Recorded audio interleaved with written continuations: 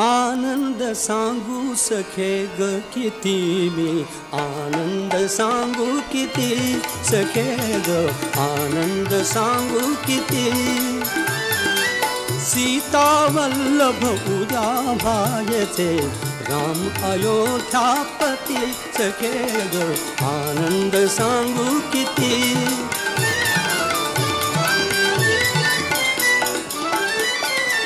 सिंहासनी श्री राघव बसता, वामांगी तू बसशील सीता. सिंहासनी श्री राघव बसता, वामांगी तू बसशील सीता. जरा गर्विता जरा लज्जिता, जरा गर्विता जरा लज्जिता, राजभूषणा भूषणी कमनीय तव आकृती सखे ग, आनंद सांगू किती.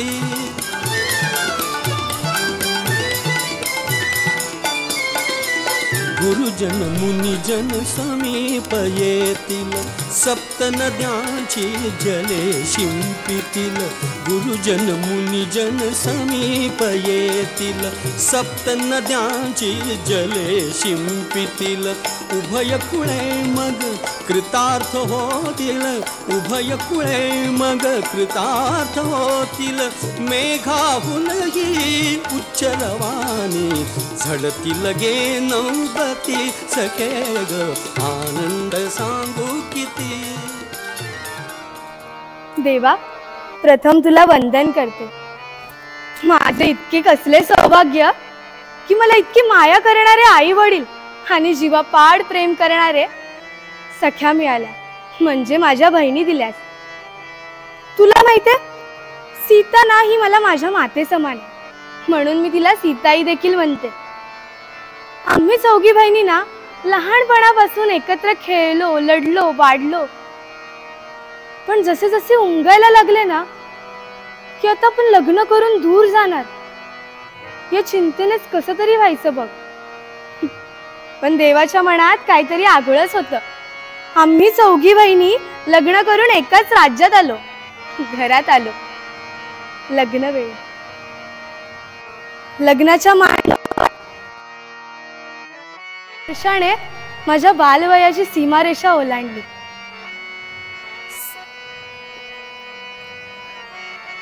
त्या ओठांवर स्मश्रुचिन्हांची कोवळी तृष्ण रेषा असलेल्या त्या किशोराच्या नेत्रात धगधगती ज्वाला पाहून मी अचानक दचकले, भयभीत होऊन गेले.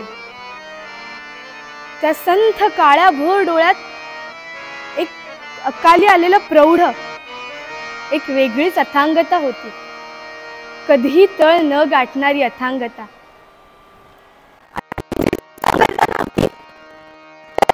मखूर आव्हान होते, मध्यानीचे प्रखर ऊन होते.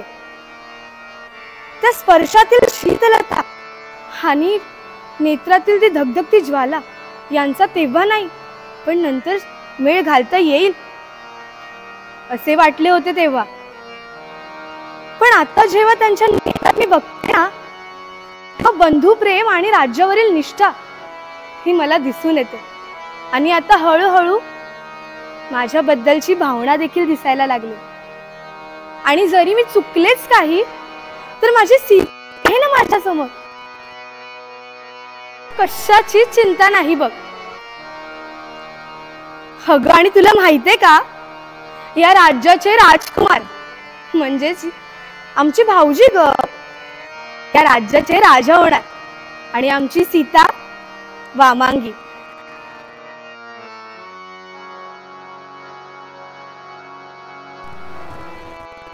ते दृश्य ना त्या डोळ्यासमोरून जातच नाहीये. तुला माहितीये, सीता नेहमीच राणी होती ग, पण ती आता या राज्याची राणी होणार. नाही नाही, ती या राज्यावरती राज्य करणार नाही, तर एका मातेप्रमाणे माया आणि प्रेम करेल. वेगळीच आमची सीताई. काय म्हणालीस तू? माझी आणि सीताईची तुलना करतेस? छे हो, माझी आणि सीताईची तुलना होणे अशक्य. सीताई म्हणजे ना एक नदीचा प्रवाह आहे, संथ, निखळ, निस्वार्थी. तिची वाणी म्हणजे कोकिळेची वाणी. कधी कधी तर असे वाटते तिच्या मुखातून सरस्वतीच बोलताय.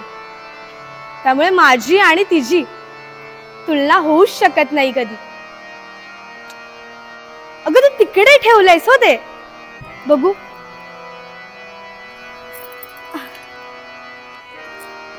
काय म्हणते राज्य? असे म्हणते होय, मग म्हणू देत. आहोत आम्ही तिच्या दास्या. सीताईने शब्द टाकायचा आणि आम्ही बहिणींनी तो पाळायचा. आम्ही तिचा शब्द पडूनच देत नाही कधी, कारण सीताई आमचा आदर्श आहे. खबरदार, पुन्हा तोंडातून एक शब्द काढलास तर. तुला काय वाटलं तुझं ऐकून मी सीताईवर जळेल? छे, मी सीताईच्या महाली जाते आणि हे जे डोक्यात काही आलंय ते आत्ताच काढून टाक.